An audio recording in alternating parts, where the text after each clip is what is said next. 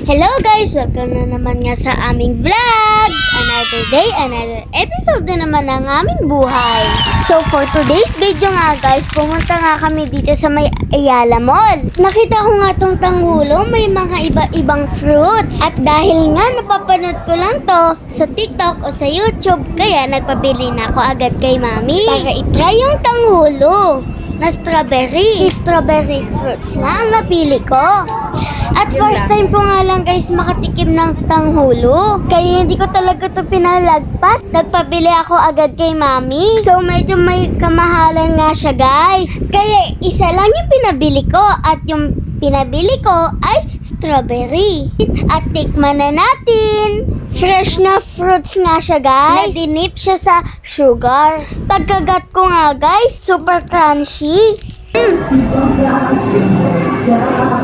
Diyan ka lang. Ano lasa? Sarap? Paano naging masarap? Parang candy. So ayan nga siya guys, maraming fruits na pagpipilian.